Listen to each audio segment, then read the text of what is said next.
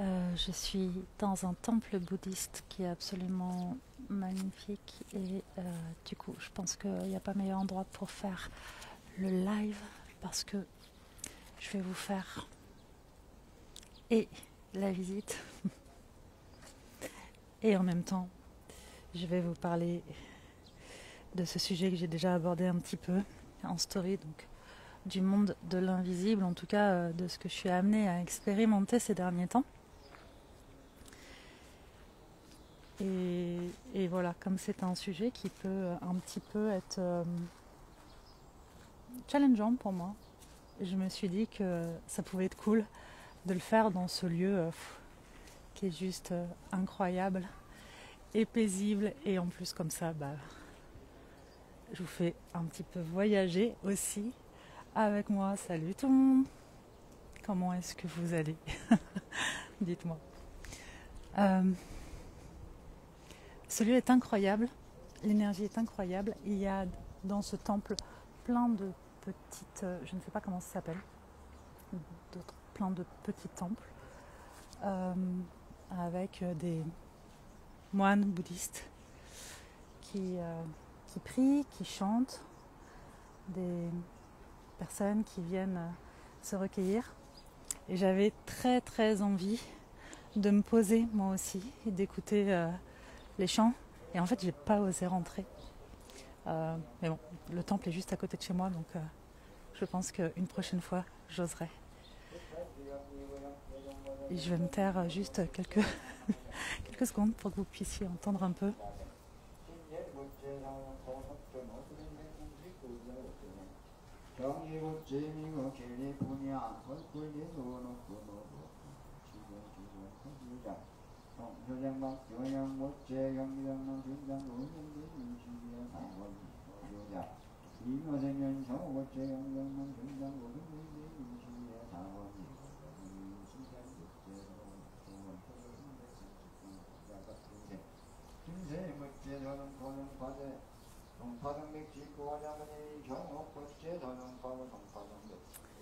Voilà, c'est juste incroyable, c'est magnifique.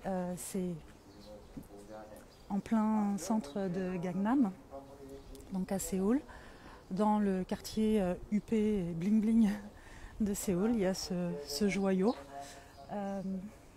Il est en fait, c'est toute une montagne, une forêt, et le temple est là. Voilà. Et c'est, je sais pas, ça fait combien de fois que je vous dis que c'est magnifique depuis les quelques minutes que j'ai commencé le live. Bref, je voulais vous parler un petit peu de ce qui se passe pour moi ces derniers temps avec donc le monde de l'invisible. Je ne sais pas vraiment comment appeler ça en réalité. Donc je vais vous faire ma petite storytelling. Je vais vous raconter mon histoire avec ça. Et puis peut-être que ça vous parlera, ou peut-être pas. En tout cas, si c'est quelque chose qui ne vous intéresse pas du tout, vous êtes même réfractaire à ça, je vous invite à quitter le live si vous n'avez pas envie d'entendre parler d'âme, de toutes ces choses-là. Ne restez pas parce que c'est de ça dont je vais parler très clairement. Je vais me trouver une petite place en même temps. Bon, pour l'instant, je vais marcher, voilà, tout en vous parlant. Donc, il s'avère que... par quel bout je vais prendre ça? Il s'avère qu'en fait, depuis que je suis toute petite, je sens... Ça me fait rire parce qu'à chaque fois, je pense au film Sixième Sens quand le petit dit cette phrase culte, je vois les morts. Donc voilà, je vais vous faire un petit remake Sixième Sens. Depuis que je suis enfant, depuis que je suis vraiment toute petite, je sens, j'entends et parfois je vois des présences, donc des âmes. Et petite, j'en avais vraiment extrêmement peur. Et à 45 ans, j'en ai toujours très peur, pour vous dire toute la vérité, rien que la vérité. C'est pas du tout quelque chose que j'ai cherché à développer, que j'ai désiré développer, loin de là. C'est quelque chose que j'ai tenté d'étouffer. Je voulais pas. J'ai jamais voulu aller là-dedans. autant la spiritualité m'a, à un moment donné, pas toujours, mais il y a eu un moment donné dans ma vie, à l'âge de 35 ans, où j'ai commencé à m'y intéresser vraiment, à développer ça en moi, parce que je pense que la spiritualité, ça se vit d'abord et avant tout en soi, peu importe nos pratiques d'ailleurs. Et d'ailleurs, peu importe aussi notre religion. Je pense qu'on peut allier les deux. Et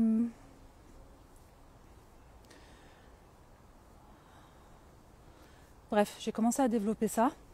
Et c'était ok pour moi de croire à la réincarnation, la vie après la mort et tout ça.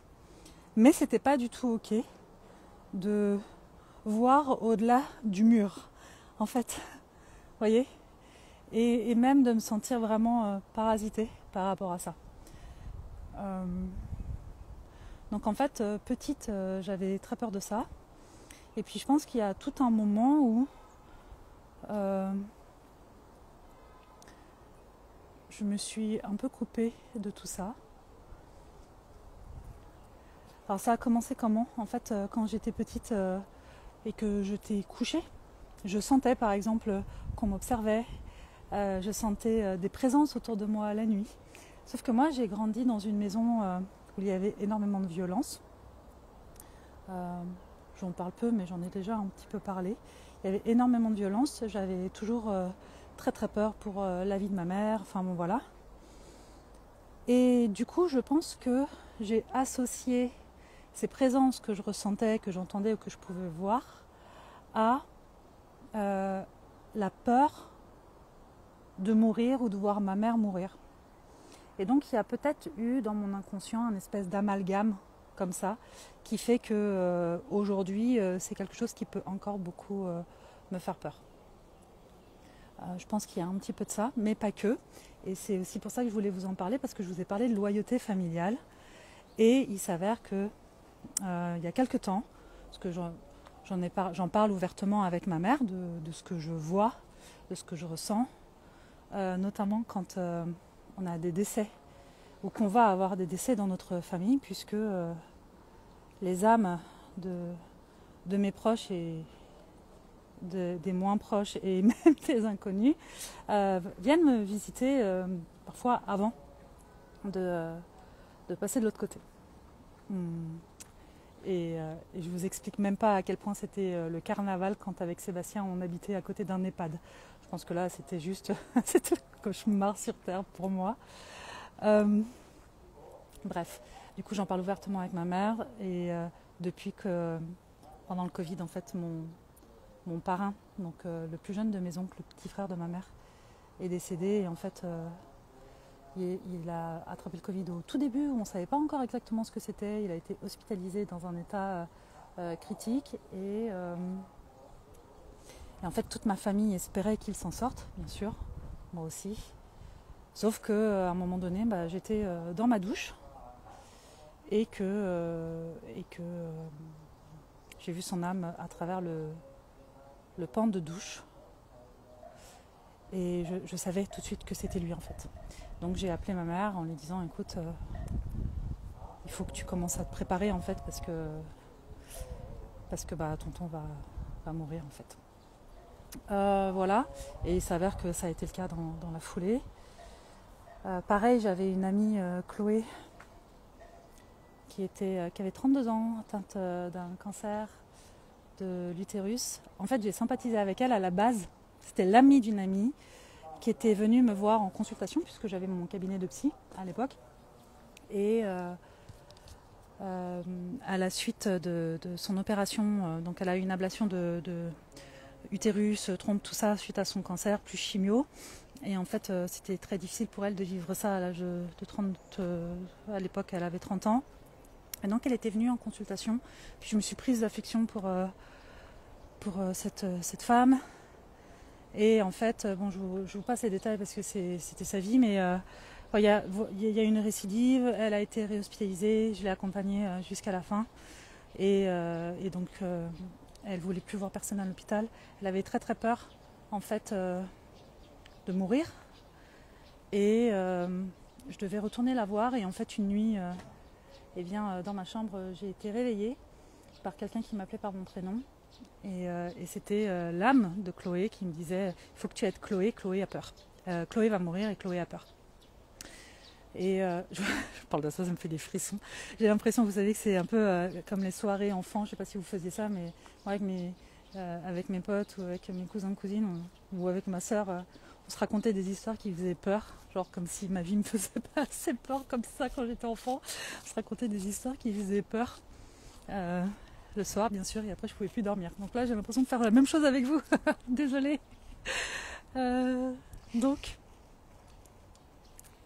Bref, l'âme de Chloé est venue me voir, me prévenir qu'il y avait de la peur. Et le lendemain matin, quand je me suis réveillée, j'avais un message sur mon téléphone. Du téléphone de Chloé, c'était sa maman qui nous disait que Chloé était décédée dans la nuit. Voilà. Tout ça, c'est beaucoup, beaucoup développé quand je me suis mise avec Sébastien, en fait, parce que je commençais à m'ouvrir à ma spiritualité. Et... Sébastien n'a pas jugé ça du tout, au contraire, il m'a laissé vraiment toute la place, toute la liberté d'explorer ça, sachant que j'avais pas très envie de l'explorer en réalité. Et comme je vous dis, ça a été fait malgré moi, puisque les âmes venaient jusqu'à moi, et donc régulièrement, je disais, régulièrement, quand ça se produisait, je disais à Seb, on n'est pas tout seul, on va avoir un décès autour de nous, et en fait, ça loupait jamais. Et il y a plein de fois où j'aurais préféré me tromper, très honnêtement. Bref, ça a été pendant des années. Et du coup, moi, j'avais toujours une énergéticienne dans mon équipe de soutien. Vous savez, je vous parle souvent de l'équipe de soutien. C'est, en fait, quand j'avais mon cabinet, c'est ce que j'encourageais mes patients à faire, en fait, d'avoir une espèce de liste comme ça, physique ou dans la tête, peu importe, mais une liste de personnes ressources, professionnelles ou pas, ça peut être les deux, de personnes en qui vous pouvez avoir toute confiance, avec qui vous pouvez être vous-même, parler sans filtre, sans tabou, sans peur de les déranger à des moments où vous en avez besoin. Et donc moi j'ai toujours une équipe de soutien, elle bouge, elle change, elle évolue en fonction de ce que je traverse, de mes envies, de mes besoins, de qui je suis. Et généralement j'ai toujours une personne de mon entourage en particulier. C'est pas toujours la même personne, mais il y a toujours une personne de mon entourage et puis deux professionnels. Moi, je trouve que l'idéal c'est d'avoir quelqu'un pour le corps, quelqu'un pour la tête et quelqu'un pour l'énergie. Voilà, donc j'ai souvent une énergéticienne qui m'aidait en fait à me nettoyer et libérer ces âmes errantes qui venaient s'accrocher à moi. En fait, Nathalie là m'expliquait que des âmes, on en a avec nous, autour de nous, voilà, des âmes qui sont déjà passées dans la lumière et qui sont là pour nous soutenir, nous protéger, qui sont là et tout est ok. En fait, elles ne nous vampirisent pas, elles ne s'accrochent pas à nous, tout va bien en fait. Puis il y a des âmes errantes qui sont là, qui ne sont pas encore passées, parce que pour X raisons, soit elles n'ont pas conscience qu'elles sont mortes, qu'elles sont décédées, que le corps est décédé, puisque l'âme, elle, reste bien... l'âme reste l'âme, en fait. Donc soit elles n'ont pas conscience, en fait, que leur vie terrestre, physique, dans leur corps physique est terminée, soit la tristesse, la douleur des proches est telle que peut y avoir des difficultés pour l'âme de partir. Et voilà. Et donc ça, ce sont des âmes qui peuvent s'accrocher soit à des personnes qui peuvent avoir des fréquences basses, voilà, pour X raisons, ça ne veut pas dire qu'on est mauvais, mais une fréquence basse parce que je sais pas, on vivrait un moment difficile émotionnellement, parce qu'on serait fatigué, parce que on vivrait, voilà. Ou soit parce que on est passeur d'âme. Et donc on est un espèce de portail en fait entre les deux mondes. Et donc très très rapidement en fait, à chaque fois que j'allais voir une énergéticienne, on me disait Sandra, t'as cette énergie-là, en fait, tu as quelque chose à faire, tu es appelé en fait à faire passer les âmes. Mais quelle horreur! Vraiment. Ah, moi je le prenais pas. Comme je vous disais en story, Nathalie m'expliquait que pour elle, ça avait été vraiment comme un beau cadeau en fait, d'apprendre ça, de pouvoir faire ça. Je connais plein de gens en fait qui vivaient ça comme ça en fait. Mais pour moi, c'était à chaque fois qu'on me disait ça, je me disais mais non, je veux pas quoi. Surtout laissez-moi tranquille, je veux pas être un canal de quoi que ce soit, je veux pas voir, je veux pas entendre. Sauf qu'en fait, je me rendais bien compte que même pendant mes consultations, euh, j'avais des informations que j'aurais pas dû avoir, enfin que j'aurais pas dû avoir. En fait, j'avais des informations et une capacité à comprendre et à donner le bon message au bon moment à mes patients.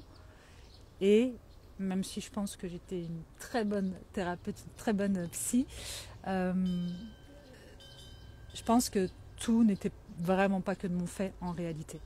Et que souvent j'étais juste le canal d'autre chose en fait. Et vraiment sans prétention aucune, hein, parce que je peux vous assurer que ce que je suis en train de vous dire, déjà j'ai du mal à croire que je suis en train de partager ça avec vous, parce que j'en parle pas, j'en parle à mon entourage très très proche, ouvertement maintenant, mais j'en parle pas en fait en tant que Sandra de Somasoa, parce que je sais pas, je me dis que ça n'a pas forcément sa place ici, bon, bref. En même temps, comme en ce moment, je vous partage tout sans filtre et que ça fait partie de moi, bah, je me dis je vous partage ça aussi. Comme ça, comme ça vous et moi on est intimes. Bon bref. Pourquoi je vous dis que ce sont les énergéticiennes en fait qui me disaient en fait tu as quelque chose, tu as une mission à faire, tu es une passeuse d'âme. C'est parce qu'en fait je crois pas que ce soit le genre de choses qu'on choisisse en réalité. Vous voyez, c'est comme toutes les personnes. Comment dire attendez, parce que je veux heurter personne. Mais en fait, il y a des choses qui ne se décrètent pas, même si c'est à la mode. Genre, chaman, ça ne se décrète pas. Vous voyez, les chamans, en fait, dédient leur vie à ça, mais depuis qu'ils sont enfants, en fait, ça se transmet de génération en génération.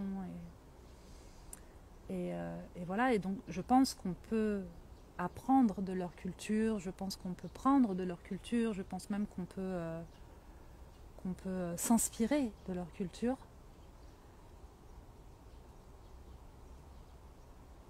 Mais c'est tout. Le reste, on ne le décide pas. Parce que sinon, je crois que ça se fait beaucoup avec l'ego, en fait. Et voilà. Donc moi je ne l'ai vraiment pas décidé et au-delà de ne pas le décider, je n'en voulais pas. J'arrête pas de vous le dire que j'en voulais pas, mais parce que j'en veux toujours pas en réalité. J'en veux toujours pas. Même si j'abdique, voilà, je baisse les armes et de toute façon je sens que j'ai pas d'autre choix que d'accepter parce que physiquement mon corps s'exprime et du coup ça devenait vraiment compliqué. Donc en fait, pourquoi c'est compliqué ? Et pourquoi j'ai autant de résistance par rapport à ça. Et donc c'est ça que je voulais vous dire tout à l'heure par rapport aux loyautés familiales. J'ai fait un sacré détour pour en venir à ça. En fait, il s'avère que du coup, en discutant avec ma mère il y a quelques années de ça, ma mère en a parlé à ma grand-mère. Et ma grand-mère m'a expliqué en fait, mais quand j'étais au chevet de mon grand-père, en fait, parce que j'ai accompagné mon grand-père avec le reste de ma famille, on a tous accompagné mon grand-père dans son dernier voyage. Donc je suis rentrée de Bali, on vivait à Bali avec Sébastien, on est rentré de Bali pour passer les 6 derniers mois auprès de mon grand-père, au chevet de mon grand-père. Et du coup, j'ai eu cette belle conversation avec ma grand-mère qui m'expliquait que mon arrière-grand-mère, côté paternel, avait je ne sais pas si on peut appeler ça un don. En tout cas, elle voyait le monde invisible. Et dans son village, en fait, elle était traitée de sorcière, mais pas du tout de la belle, d'une belle manière, en fait. Au contraire. Et du coup, elle le cachait après. Elle le cachait. Et c'est ça, en fait, aussi les loyautés familiales et ce qu'on porte en nous. ça peut avoir des répercussions même plusieurs générations après, en fait, ce sentiment de peur, de honte, de réputation, de peur de... Enfin, vous voyez, quand à l'époque vous étiez traité de sorcière dans un village en fond de l'Espagne, ça devait pas être très cool en réalité. Donc probablement que je porte aussi de ça, de cette peur-là en moi, dans mes cellules. Et que c'est pas pour rien que j'ai autant de résistance et que c'est pas pour rien non plus que ça me laisse pas tranquille et que ça me demande en fait de dépasser cette peur-là et probablement aussi de faire cesser quelque chose dans ma lignée au niveau de la peur. De la peur d'être attaqué, de la peur des autres qui peuvent faire du mal, de l'incompréhension, du jugement, du regard des autres. Enfin, vous voyez, je ne sais pas exactement de quoi il s'agit, mais je pense que dans ma famille, j'ai ce rôle-là. De casser un peu des choses, des codes, des machins, une autre manière de faire, de vivre. Clairement, je ne rentre pas du tout dans les clous.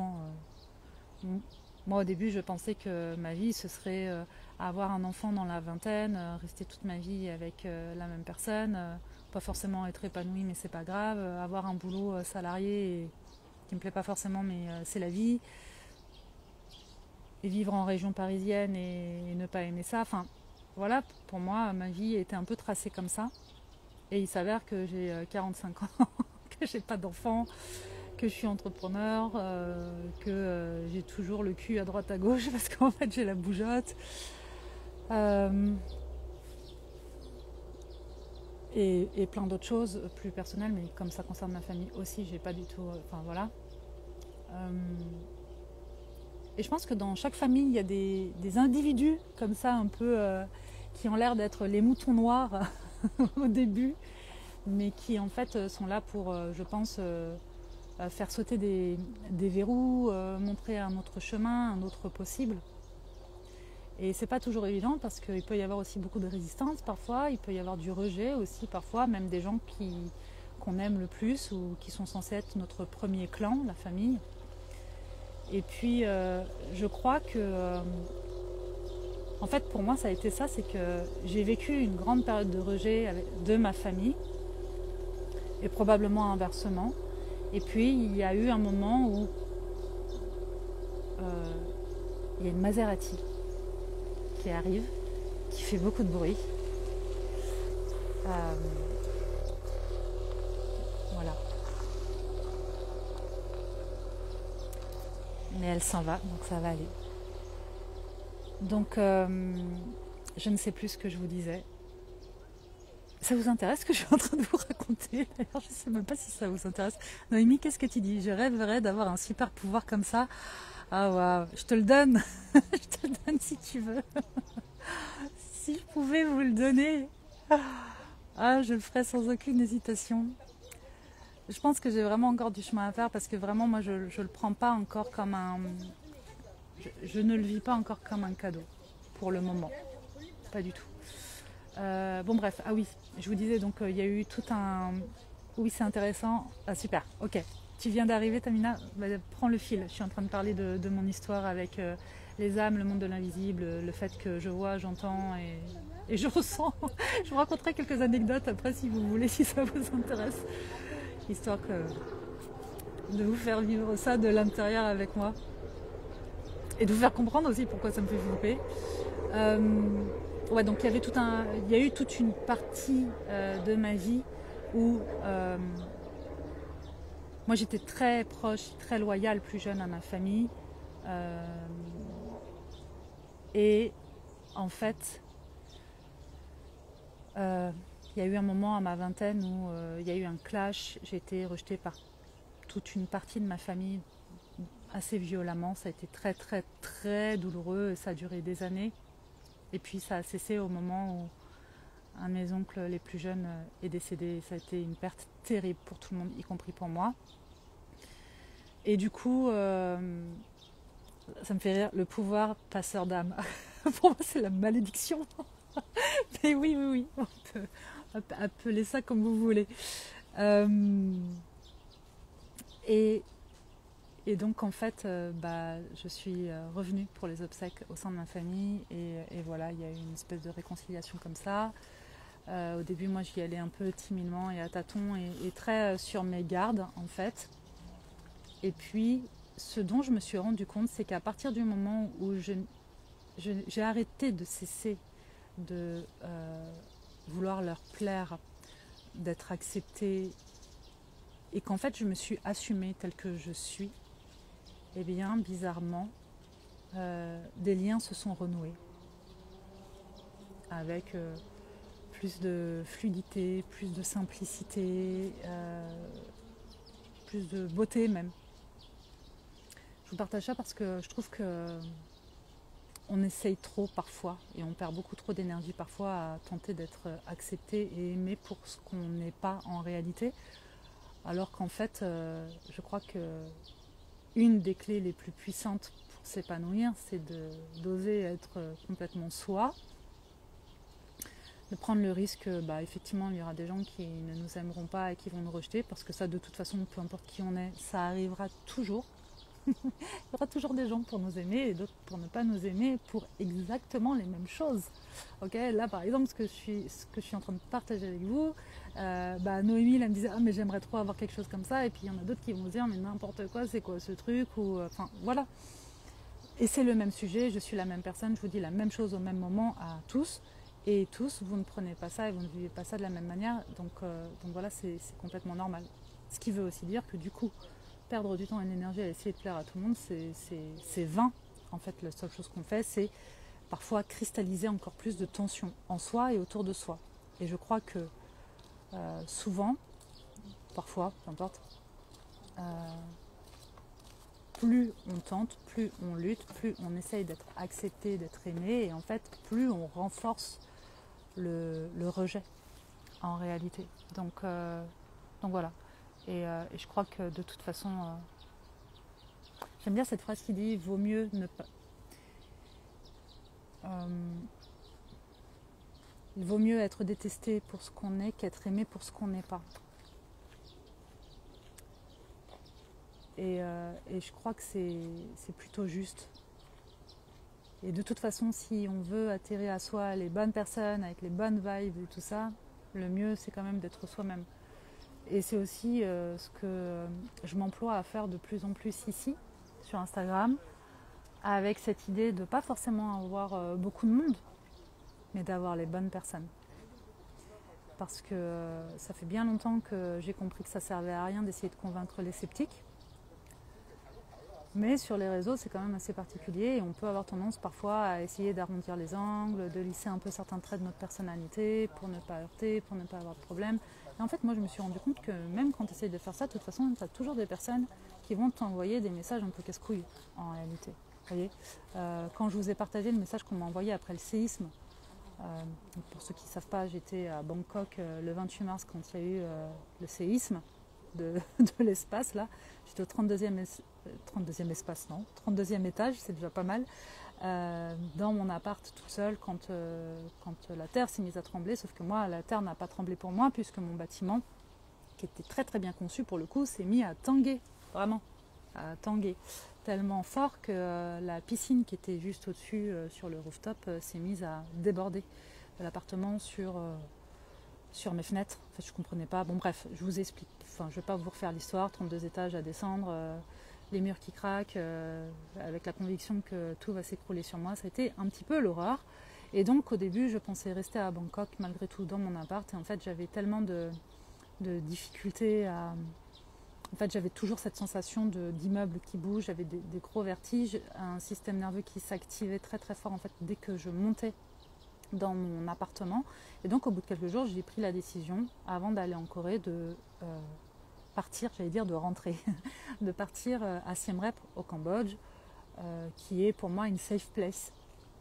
Et j'ai reçu un message en privé d'une femme qui me suivait depuis un petit moment, qui m'avait déjà envoyé 2-3 messages un peu relous, et puis j'avais répondu avec... Parce qu'en fait, c'est jamais un problème pour moi que vous ne soyez pas d'accord avec moi. Au contraire, moi j'aime beaucoup débattre, donc pourquoi pas. Avec plaisir quand c'est fait d'une manière, d'une belle façon, et que ça ouvre la discussion et pas l'inverse. Sauf que cette personne-là, quand elle m'envoyait des messages, ce que moi je sentais très clairement, c'était vous savez, l'agressivité passive, c'est-à-dire je t'envoie des pics, mais je fais comme si c'était pas des pics. Et ça, c'est vraiment tout ce que je déteste. Ah, vraiment. Je préfère quelqu'un qui me dise les choses respectueusement, mais de manière très très claire, que je te mets un petit uppercut, mais je le fais avec le sourire, et puis je te fais croire que c'est pas ça en fait. Ça, je trouve que c'est pas correct dans la relation, c'est vraiment un truc que j'aime pas parce qu'en fait, vous faites croire à la personne qu'elle n'a pas raison de ressentir ce qu'elle est en train de ressentir et de comprendre ce qu'elle est en train de comprendre, et c'est un petit peu fourbe. Enfin, je dis vous, pas vous là, mais les personnes qui font ça.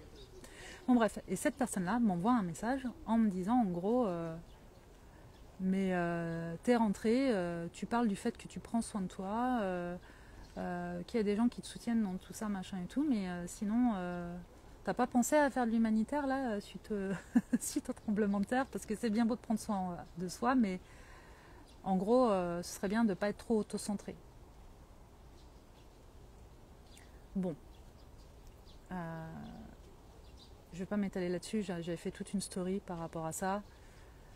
Franchement, j'ai trouvé ça tellement bête, parce que déjà, c'est oublier que sur Instagram, même si là, en ce moment, par exemple, je suis très présente, je suis vraiment dans la transparence et je partage avec vous, cœur ouvert, je vous emmène avec moi, et j'adore faire ça. C'est d'ailleurs pour ça que vous voyez ma tronche tout le temps là, c'est parce que j'adore faire ça. Mais par contre, ça reste un infime pourcentage de ma vie. Je veux dire, c'est 1% de tout ce que je vis, de tout ce qui me traverse, de tout ce que je fais, de tout ce que je pense, de tout ce que je suis, quoi. Donc, émettre un jugement là-dessus, très clairement, ce sera juste sur une part de ce que vous pensez savoir en fonction de vos croyances à vous et de votre histoire à vous. C'est normal, tout le monde fait ça, moi y compris. Donc bref, la discussion s'était terminée avec elle, j'avais partagé ça. Et en fait, moi, j'aime bien recevoir en réalité des choses comme ça parce que ça me prend un peu la tête, ça me fait réfléchir et après, je vous partage ça avec une petite réflexion en même temps qui, j'espère, apporte de la valeur. Et voilà, ça alimente ma créativité, donc c'est pas mal en vérité. Et ma valeur haute qui est la transmission. Donc en fait, j'ai de la gratitude aussi pour ces moments un peu relous. Bref, pour revenir à l'histoire et au sujet qui nous préoccupe en cet instant, qui est donc le monde de l'invisible, tout ça pour vous dire donc que mon arrière-grand-mère vivait ça et que elle était traitée de sorcière de manière pas cool du tout, et que donc toute sa vie elle a fait en sorte de cacher ça. Ce qui est drôle aussi, c'est que j'ai une autre de mes cousines qui, il y a quelque temps, m'a contactée en me disant « Ta mère m'a dit que tu vivais ça, mais moi aussi, je viens de le découvrir, c'est génial !» Et moi, j'étais là « Mais comment ça, c'est génial ! Laissez-moi tranquille !» Je veux pas, je veux toujours pas. Bon bref, et c'est vraiment pour vous dire à quel point, en fait, on ne vit pas les choses de la même manière, et aussi pour vous dire que, comme je vous le disais au début du live, probablement que moi aussi, dans mon inconscient, dans mes tripes, vraiment, il y a eu une confusion entre ce ressenti que j'avais dès mon plus jeune âge et les violences en fait que je vivais chez moi. Et donc cette peur de la mort constante. En fait, je pense que tout ça a flouté un peu les choses, a parasité un peu les choses par rapport à ce que je suis amenée à faire. Donc, ces dernières années, ça s'est pas mal accéléré, pas mal accentué. Il s'avère en plus que je voyage beaucoup en Asie, que mon père biologique est vietnamien, et que en voyageant en Asie, ça s'est d'autant plus amplifié. En plus, j'ai quand même tendance à aller dans des lieux qui sont plutôt chargés. Bali, c'est une île qui est bien chargée, qui est bien puissante, du genre tout ce que vous avez mis un peu sous le tapis et que vous ne voulez pas voir, vous le reprenez en pleine face, puissance 10 000. Donc c'est génial, hein, c'est des espèces de bons comme ça, mais par contre il faut accrocher votre ceinture, quoi. Accrochez votre ceinture et soyez prêts à vous ouvrir à ce qui va vous traverser. Et moi je somatisais à fond, en fait, j'avais plein de problèmes, et d'ailleurs mes problèmes de plaques là, de peau, ont commencé pour la première fois à Bali. Et voilà. Et puis après j'ai été à Siem Reap au Cambodge avec les temples. Mince, c'est quoi le nom des temples? Je sais pas si quelqu'un peut m'aider là. Les temples dont je parle là au Cambodge à Siem Reap. Waouh! Bon bref, c'est pas comme si j'y avais vécu pendant presque 2 ans. C'est pas grave. Donc ce sont aussi des lieux qui sont très chargés, mais aussi Siem Reap, le Cambodge, c'est aussi une terre très marquée par des massacres. Ah, les temples d'Angkor. Merci Noémie. Voilà. Et donc, eh bien, il y a plein d'âmes errantes aussi. Voilà. Et donc là, quand je suis arrivée au Cambodge, en fait, heureusement qu'il y a Nathalie avec moi parce que dès que je sens que je commence à être dans un état un peu chelou, mais pas chelou, genre ouais j'ai un coup de mou, ça je les connais très très bien ces états-là, moi je suis très cyclique, j'ai des hauts, j'ai des bas, des coups de mou, des machins, enfin c'est normal. En plus en fonction de mes cycles, ça peut vraiment bouger et ça peut être assez aléatoire. Mais là c'est différent, c'est-à-dire que je vais avoir des phénomènes physiques un peu relous, donc notamment des plaques. Et moi au début je pensais que c'était des allergies alimentaires. Parce qu'au début, je pouvais en avoir par exemple dès que je finissais de manger, mais pas forcément sur les mêmes aliments. Et puis à un moment donné, c'est venu un petit peu n'importe quand, comme ça. Mais à des moments en vérité assez spécifiques, puisqu'il s'avère que c'était souvent quand j'avais des âmes errantes accrochées à moi. Mais ça, je voulais ni l'entendre ni le voir, donc je balayais ça d'un revers de la main à chaque fois que Nathalie ou d'autres énergéticienne me disait ce serait bien que tu le fasses, tu peux le faire toi-même, fais-le et tu seras tranquille et tu vas voir, il y a des choses qui vont se libérer pour toi. Et pas... En fait, je voulais pas. Je voulais pas. Et c'est intéressant d'ailleurs parce que là, je vous parle de ça sur le rôle de passeur d'âme, mais ça, vous pouvez, à mon avis, le vivre sur d'autres sujets. Vous savez, où parfois on a l'impression qu'on n'est pas capable soi-même. Parce qu'on doute, parce qu'on a la flemme, parce que ça vient nous challenger, parce que ça vient faire bouger des croyances, des loyautés familiales, et donc on fait appel à d'autres pour le faire pour nous. Et je pense que c'est jamais un problème de faire appel à de l'aide extérieure quand justement, je vous disais, un psy pour regarder les angles morts, un thérapeute pour accompagner, machin et tout. Et quand on n'y arrive pas soi-même, je trouve que c'est très très sain en fait de faire appel. Au contraire, il n'y a pas de honte à ça, on n'est pas on est des humains, on n'est pas des surhumains, donc c'est bon aussi de savoir demander de l'aide. Mais je crois aussi que c'est important de prendre conscience des capacités, des ressources et du pouvoir aussi qu'on a parfois, soi, pour faire pour soi. Voilà. Sur plein de sujets différents. Et par exemple, aller voir quelqu'un pour prendre soin de son corps, alors que soi-même, je sais pas, on ne prend jamais le temps de bouger, de s'étirer, ne serait-ce que de se masser, c'est dommage, par exemple. Vous voyez, je vous donne des exemples comme ça, je sais pas, qui pourraient peut-être vous parler. Bon, bref. Pourquoi je vous dis ça ? Pourquoi je vous dis ça ? Je sais plus. Ah si, ouais, donc Nathalie me disait qu'il fallait que je le fasse moi-même et je ne voulais pas. Jusque là, parce qu'au Cambodge, ça s'est vraiment intensifié. Et dans l'appart dans lequel j'étais, là, le dernier appart dans lequel j'étais, quand Nathalie m'a dit que j'avais une âme errante sur moi, ah, désolée, il y a eu une petite alerte séisme, je crois, c'est magnifique. Donc, quand elle m'a dit qu'il y avait une âme errante sur moi, des entités, mais que surtout dans mon appartement, il y avait 19 âmes errantes, et que du coup, c'était normal que je dormais pas. En fait, toutes les heures, j'étais réveillée, ça me faisait faire des terreurs nocturnes, du somnambulisme. Et toutes les heures, comme ça, j'étais réveillée. Donc, en fait, j'étais éclatée. Et donc, ça fait un petit moment que ça dure, là, et d'où un petit peu ces jolies cernes, là, que vous voyez.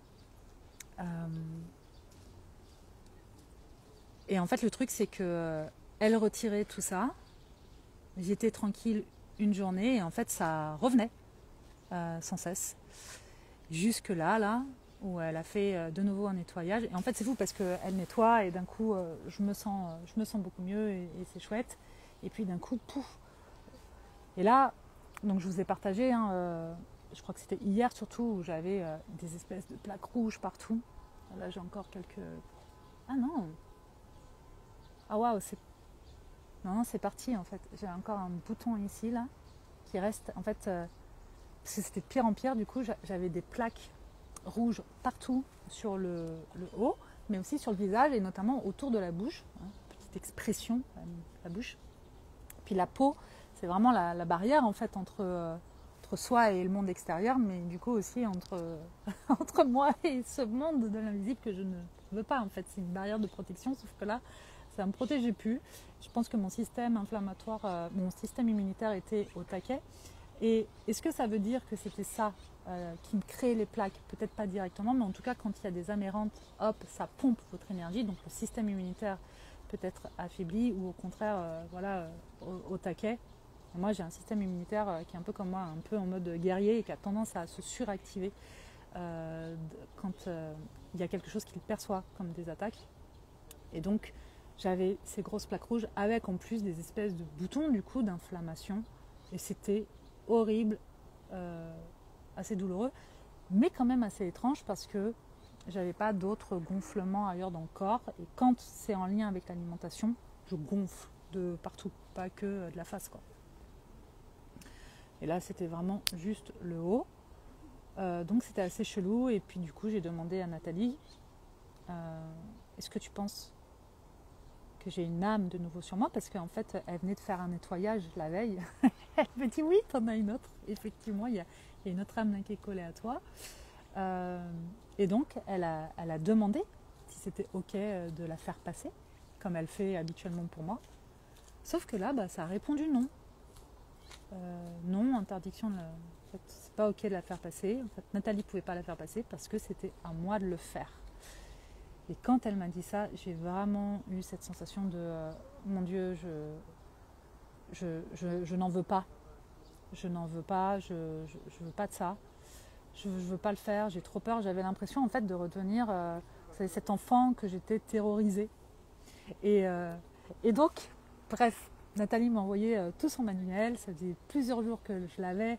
À chaque fois que je voulais le lire et l'étudier, je m'endormais, comme de par hasard. Donc j'ai mis quelques jours à le lire, m'imprégner, à préparer mon protocole de passeuse d'âme. Voilà. Et donc, j'ai fait ça hier soir. Vous auriez vu ma tête, parce qu'en fait, au moment où j'ai commencé à dire à haute voix une prière, il y a quelque chose qui est tombé dans ma chambre et ça m'a tellement fait flipper. Tellement fait flipper, j'étais en mode genre... En plus, j'étais toute seule dans l'appart à 23h. Enfin bon, bref. Je l'ai fait. Donc c'est la première fois que je le fais. Et ça s'est en vérité très bien passé. J'ai ressenti physiquement plein de choses. En fait, moi je m'attendais vraiment à rien sauf à avoir peur. En fait, ce qui me fait très peur, c'est de les entendre et de les voir. Parce que ça m'est arrivé plus d'une fois et j'aime pas ça en fait. En fait, j'aime pas être surprise. Et je vous raconterai, je vous l'ai dit, des petites histoires.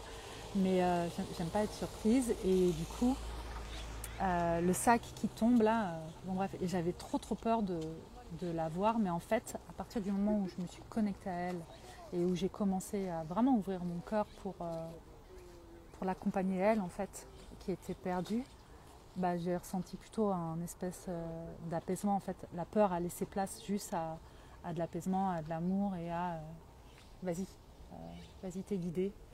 Et au début, j'ai commencé à avoir des rots, c'est hyper glamour, à rôter. Et puis après avoir des espèces de gargouillis dans le ventre, comme si j'avais besoin d'aller aux toilettes. Et en fait, à un moment donné, j'ai senti plein de... Mon corps complètement pris de frissons. Et je savais qu'elle était passée en fait. Et du coup, c'était très beau. C'était très beau. Je ne savais pas si j'avais vraiment réussi, donc j'ai ensuite demandé à Nathalie qui m'a dit bravo, l'âme est passée, tu as réussi. Donc voilà, c'était ma première fois, c'était mon dépucelage. Quel mot horrible d'ailleurs, parce que bon bref. Donc je l'ai fait. J'aimerais bien ne pas avoir à le faire trop souvent, vraiment. ça m'arrangerait. Mais en tout cas, là, c'est fait, je sais faire, j'ai pas le choix, apparemment, de le faire. Donc voilà. Mais ça me permet aussi, du coup, de poser des limites en conscience.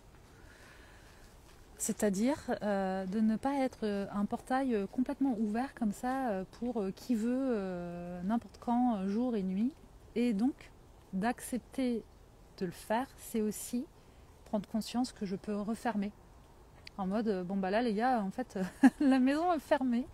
On vient pas me voir, on vient pas me demander, c'est fini. Le passage est fermé de mon côté en fait.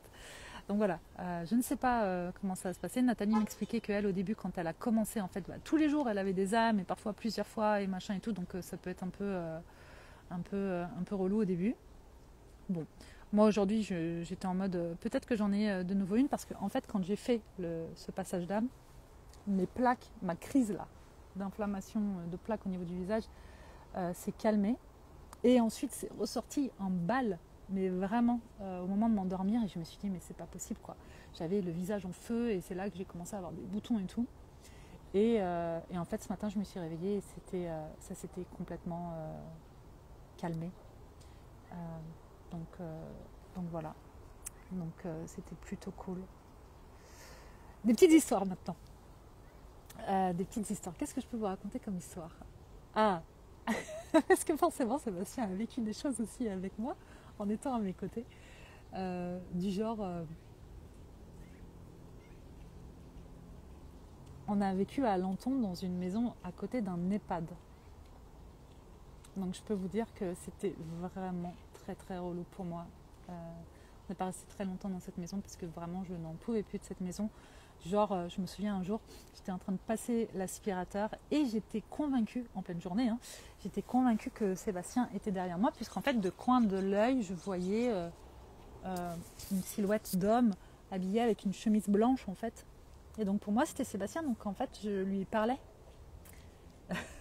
En fait, au moment où je me suis retournée pour voir vraiment, en fait, il n'y avait personne, entre guillemets. Donc il y avait quelqu'un, mais il n'y avait personne, quoi. En tout cas, c'était pas Sébastien.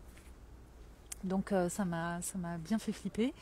Le soir aussi, souvent avant de m'endormir, j'entendais chuchoter à mon oreille.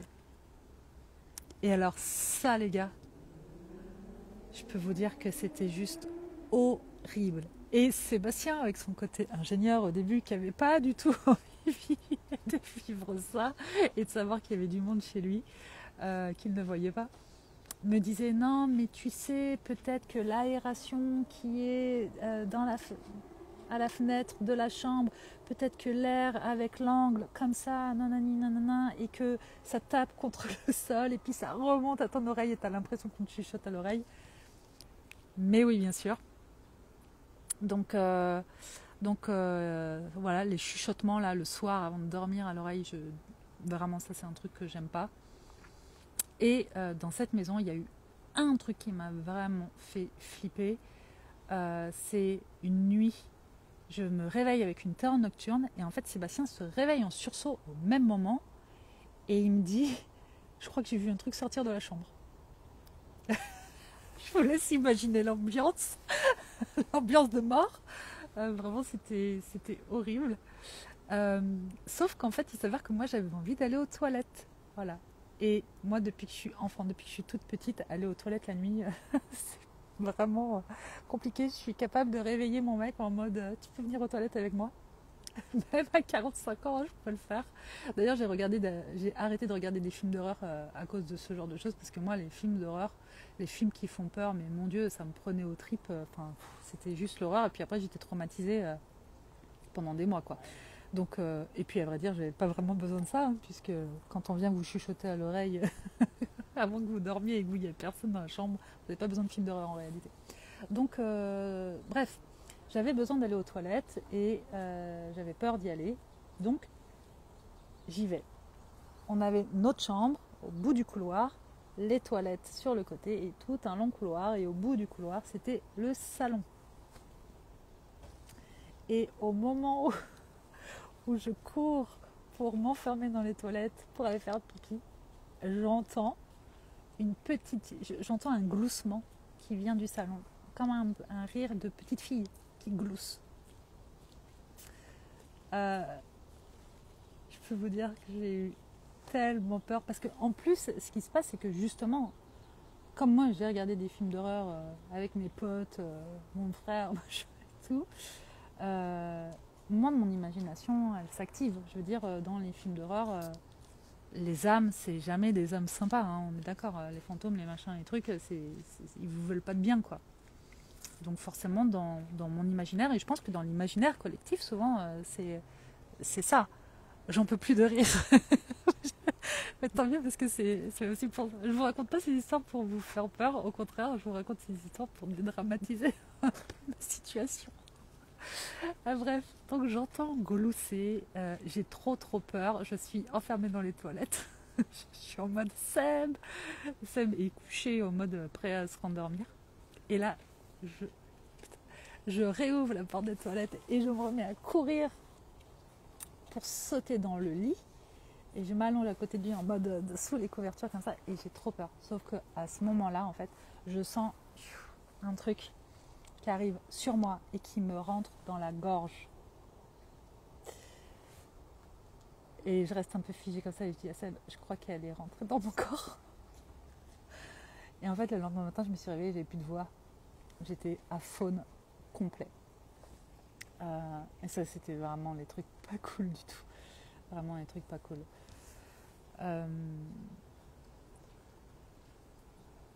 J'en ai plein des histoires comme ça aussi d'âmes qui me préviennent. Parce qu'en fait, j'en ai toujours eu peur. Mais vous voyez, aujourd'hui, avec le recul, je me dis peut-être que ces âmes-là, enfants, que je sentais m'observer, peut-être qu'elles étaient là pour me protéger en réalité des violences qu'il y avait chez moi ou des trucs qui me faisaient vraiment peur et qui n'avaient rien à voir avec les âmes, mais qui avaient vraiment tout à voir avec le monde des vivants pour le coup. Parce qu'il y avait vraiment beaucoup de violence et c'était terrorisant pour la petite fille que j'étais. Et donc peut-être qu'en fait ces présences étaient des présences plutôt bienveillantes qui prenaient soin de moi, plus qu'autre chose. Donc, mais moi c'est pas comme ça que je le percevais, mais c'est vrai qu'avec le recul, je me rends compte qu'en fait c'était plutôt pas mal. Par exemple, à l'âge de 25 ans,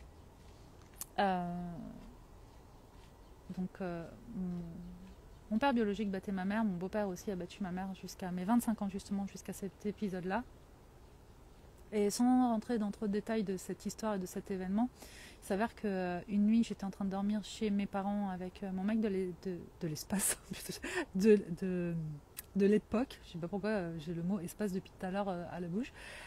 Avec mon mec de l'époque, et on dormait dans la chambre de mes parents, dans le lit de mes parents dormaient dans le salon, parce qu'il y avait aussi mon petit frère. Bon bref, et à cette époque-là, mes parents nous avaient laissé leur chambre. Et une nuit, en fait, je fais un cauchemar de petits bonhommes chinois, 3 petits bonhommes chinois là, qui s'enfuient dans la nuit, avec un monstre qui les poursuit. Enfin, je vous dis chinois, asiatique, chinois. Et donc je vous rappelle que moi j'ai des origines vietnamiennes. Donc à mon avis c'était pas pour rien que c'était comme ça. Bon bref. Et donc je fais ce cauchemar et je suis réveillée par une voix. J'entends Sandra, réveille-toi. Et en fait je regarde au pied de mon lit, je vois une femme, les cheveux sur le visage un peu comme s'ils étaient mouillés. Et elle me dit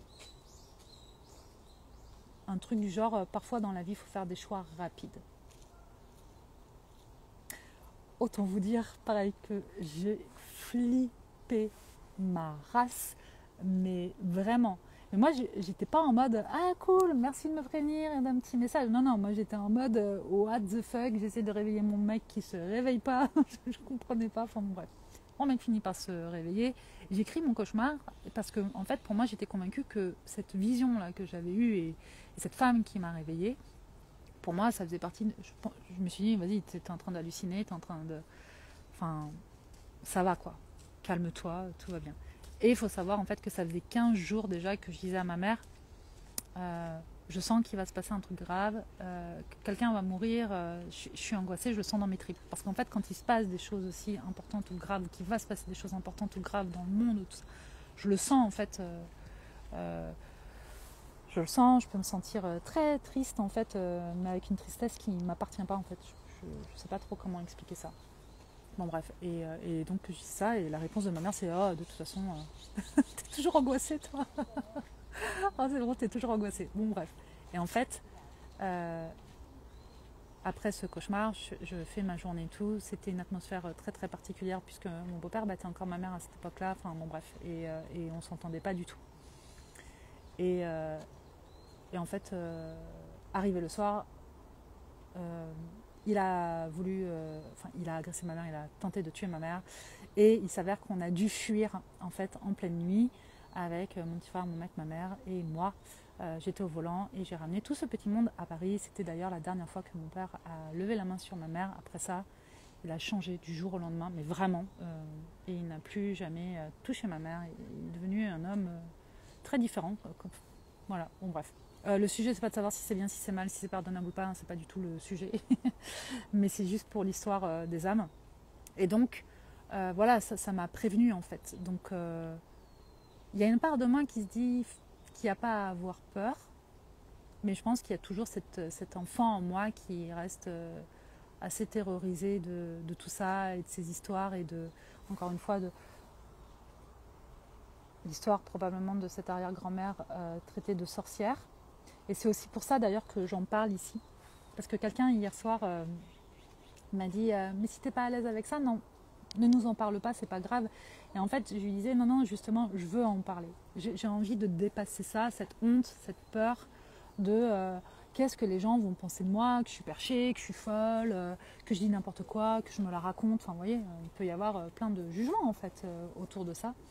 Et puis je comprendrais en fait, mais en fait, comme ça fait partie de moi et de qui je suis, même si je pense qu'on n'a pas besoin de se mettre à poil sur les réseaux pour être, comment dire, être compétent, authentique ou je sais pas quoi, on n'a pas besoin d'être à poil, mais en tout cas, je crois que c'était important en fait pour moi de vous partager ça parce que je suis tous les jours en story avec vous, je vous fais partager, je partage avec vous mon voyage, et en fait, dans ce voyage, je vis ça.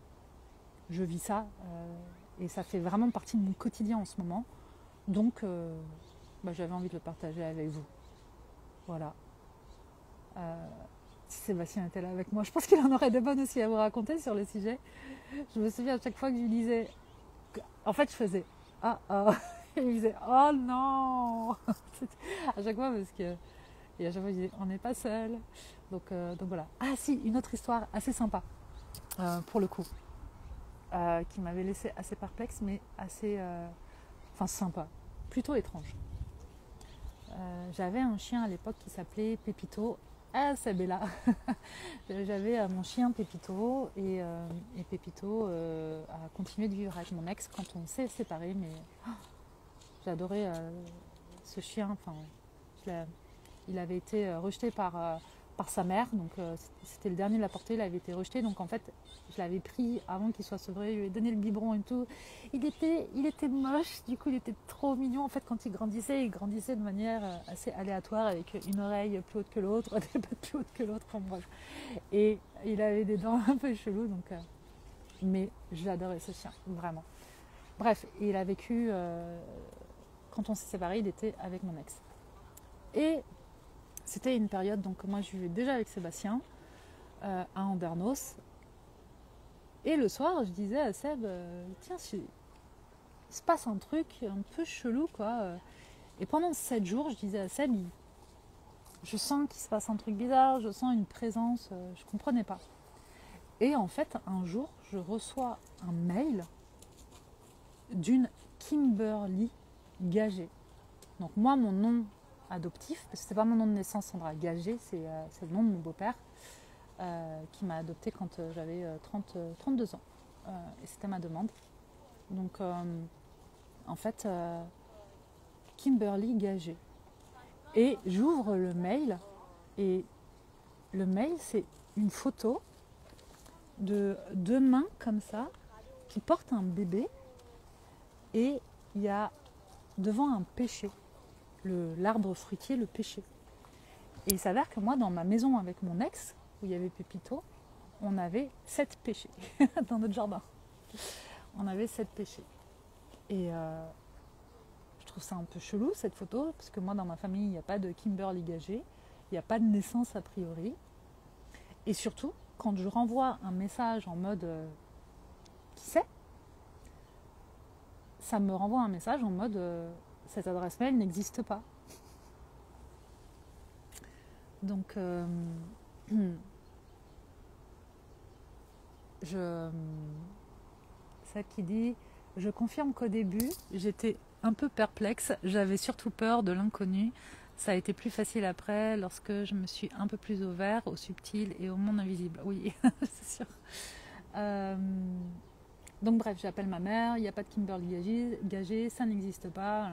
Bon bref, pendant ces 7 jours-là, où je reçois donc je sens qu'il y a des présences dans notre chambre, toutes les nuits je suis réveillée, il y a des présences dans notre chambre, je reçois ce mail, mais aussi toutes les nuits je suis réveillée parce que j'ai des démangeaisons de fou aux jambes. Et là, en vous racontant ça, je me rends compte qu'en fait, à chaque fois, c'est en lien avec ma peau qui me démange. Voilà, je n'avais même pas fait le lien. Bon, bref, comme quoi, c'est chouette de faire des lives. C'est thérapeutique pour moi.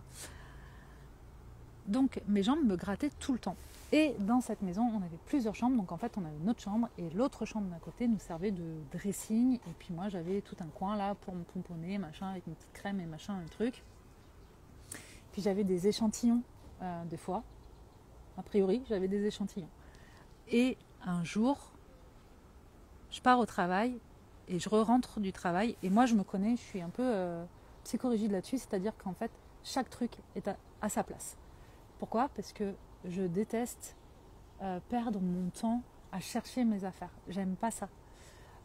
Donc en fait, je prends un truc, je le remets exactement à la même place pour ne pas avoir à le rechercher. Donc je sais que mon espèce de coiffeuse là, où j'ai tous mes produits, avant d'aller au boulot, avant d'aller à mon cabinet, c'était toujours rangé, c'était nickel quoi.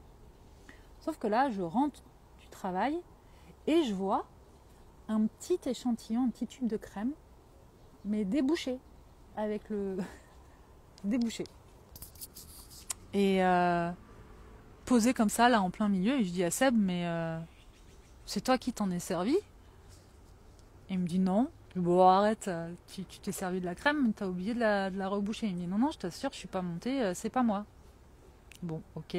En fait, je prends le tube de crème et je regarde, et c'était marqué, c'était une crème anti-démangeaison. Donc, je me suis mis de la crème sur les jambes, j'ai fait ma nuit, j'ai pas été réveillée, et en fait, le lendemain matin, mon ex m'appelle, un peu chelou, et je sens tout de suite qu'il y a un truc qui va pas, et il me dit, en fait, Sandra, il faut que tu t'assoies parce que j'ai quelque chose à te dire. Et bon, je me suis mise à pleurer direct, j'avais compris, et en fait, il me dit, ça fait 7 jours que Pépito est mort, mais j'ai pas osé te le dire. Parce qu'il connaissait mon attachement pour mon chien. Et voilà, donc ça faisait 7 jours en fait que notre chien était mort, il s'était fait shooter par une voiture. Parce que ce petit con, il avait tendance dès que le portail était ouvert, en fait, il traçait. Et sauf que là, mon ex l'avait fait garder chez son père et en fait, il a passé le portail et il s'est fait shooter par une voiture et il est mort. Donc mon ex n'avait pas osé me le dire, ça a duré 7 jours. Et donc les 7 jours là, avec mes histoires de présence de machin et tout, en fait, voilà. Donc c'était quoi ? C'était qui ? Est-ce que c'était l'âme de mon chien ou pas ? J'en sais rien, je sais même pas en fait si c'est possible. Mais en tout cas, il s'avère qu'il se passait bien quelque chose. Voilà pour les petites histoires. Après, j'en ai d'autres, mais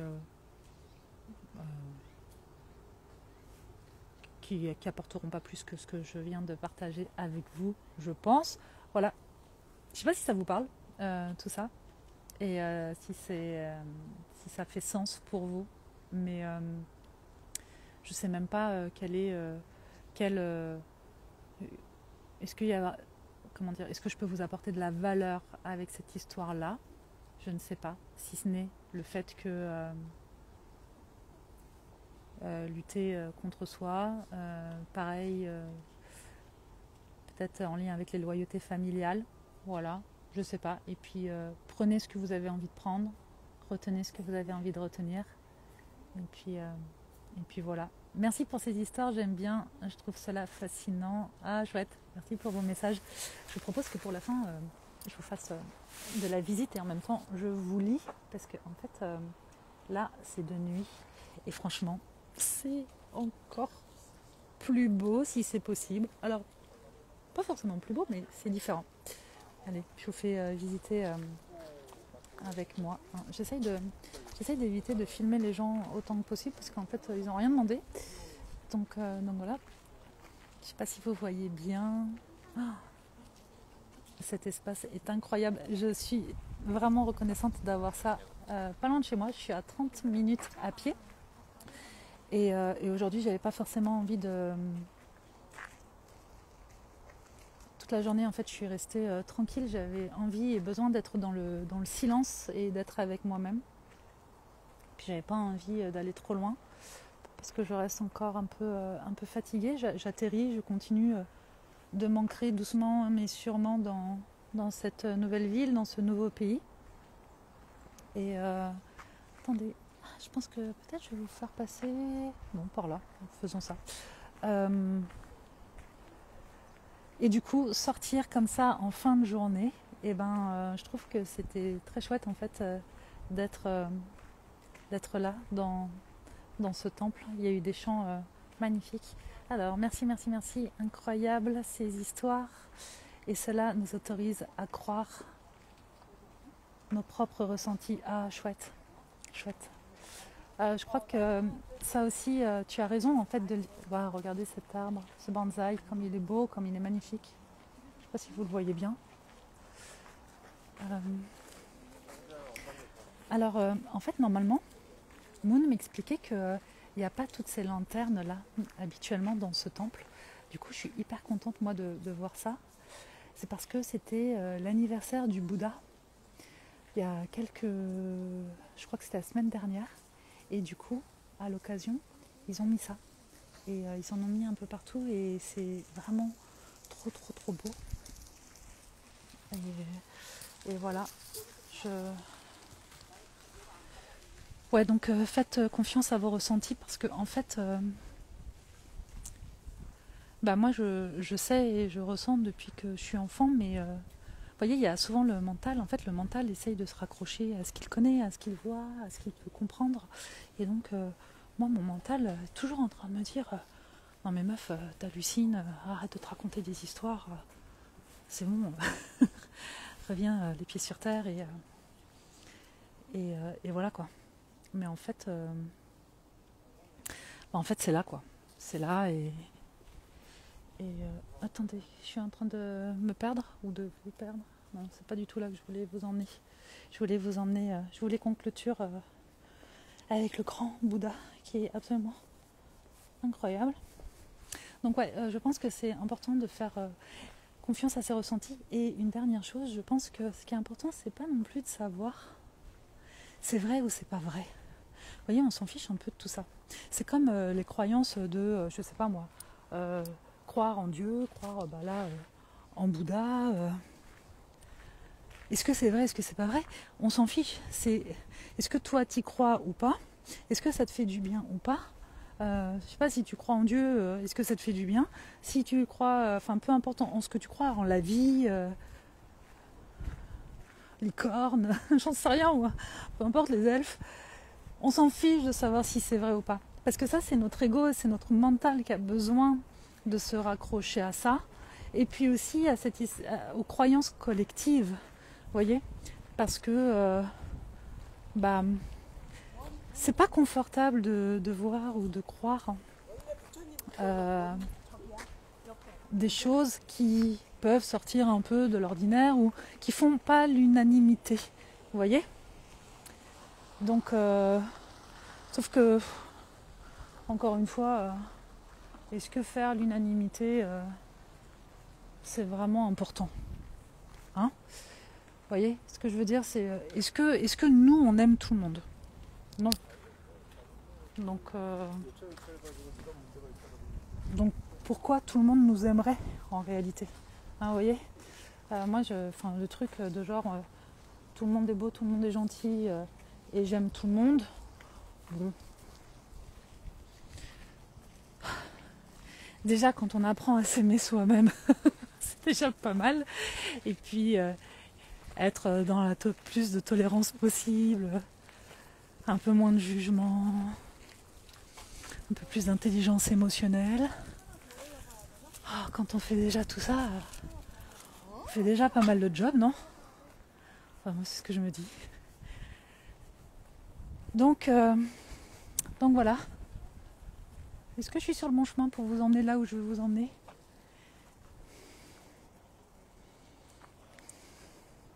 Yes. Oui, sauf que j'étais en train de prendre le chemin inverse. Allez, je vous emmène. Mince. Hop là. Ici. Vous êtes un peu avec moi à Séoul. Oh.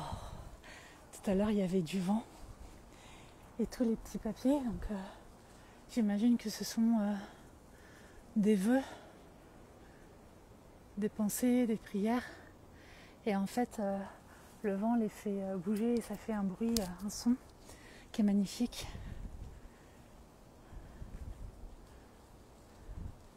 Oh, wow. C'est ça que je suis en train de voir. C'est juste incroyable. Je vais vous faire voir. C'est tellement beau. Et en fait, donc là, il y a ce Bouddha.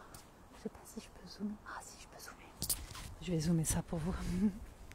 Et en fait, on peut s'asseoir. Oh, attendez, regardez. Là, vous croyez que ce sont des bébés. Mais en réalité, ce sont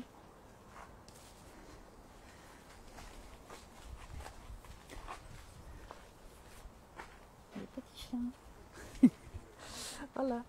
En fait, tout le long, on peut s'asseoir, observer, méditer. Et vous voyez, c'est la montagne. Tout ça, c'est de la forêt.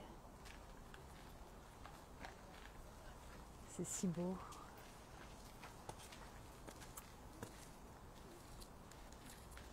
Voilà. Avec le petit bébé chien derrière. Bref.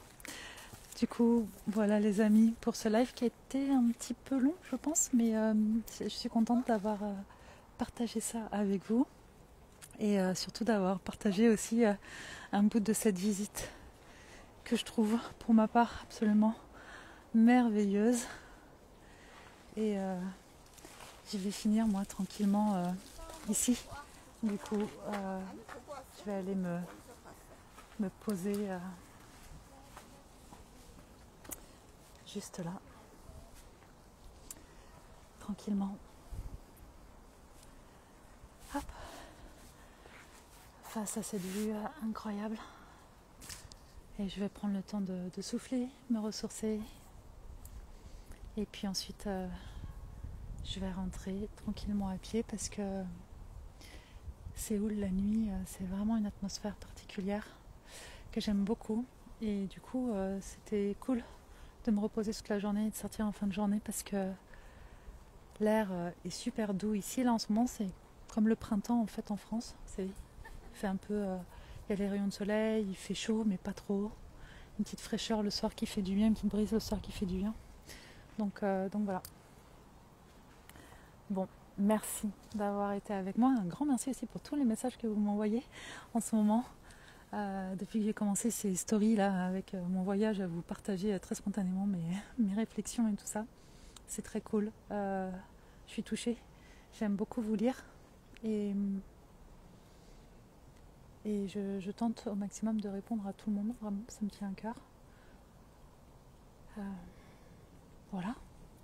Je vais vous laisser et je vais continuer de profiter de cet instant. Juste pour moi maintenant. Et voilà, j'ai été très heureuse de partager ça avec vous. Je vous embrasse bien fort. Et je vous dis à très vite. N'hésitez pas à me laisser en commentaire ce que vous voulez, vos réflexions, votre propre expérience de tout ça, si vous en avez une. Pourquoi pas. Ou ce que ça vous évoque. Ouais. Faites-moi votre retour de ce live, ça m'intéresse. Sous la vidéo que je vais mettre en en replay. Et normalement, elle sera aussi disponible en podcast parce qu'on va mettre sur Substack. Donc pour ceux qui ne savent pas ce que c'est, Substack c'est une plateforme en fait pour comme un blog avec les newsletters et tout ça. Et on peut mettre aussi des podcasts. Donc en fait Sébastien a fait un travail incroyable. Il a pris tous les lives qui ont été faits sur ce compte, extrait les audios et on va tous les mettre sur Substack pour que vous les ayez en format podcast. Du coup, vous pourrez mettre ça dans vos oreilles si vous en avez envie et m'entendre blablater sur divers sujets comme là aujourd'hui, mais d'autres où je réponds à certaines de vos questions, l'estime de soi, la confiance en soi, oser être soi, enfin bon bref, toutes ces petites choses-là. Et si vous avez envie d'aller un peu plus loin, je vous rappelle qu'il y a le programme Déclic qui est 100% offert, gratuit, vraiment. C'est 6 transmissions très très chouettes. Vous êtes plus de 2700 personnes. Alors ça fait déjà un an que vous êtes 2700 personnes, donc je pense que depuis vous êtes plus. J'ai pas fait le compte. En tout cas, il y a un an, vous étiez déjà 2700 personnes à l'avoir fait Déclic. Et c'est vraiment extra. J'avais adoré faire ça en live avec vous. Donc c'est dispo, vous pouvez vous l'offrir si vous en avez envie. Enfin vous l'offrir, y accéder, puisque c'est offert, c'est nous qui vous l'offrons. Et puis voilà, je vous embrasse bien fort. Merci d'avoir été avec moi. Et je vous dis à très vite. Peut-être à tout à l'heure en story, je ne sais pas.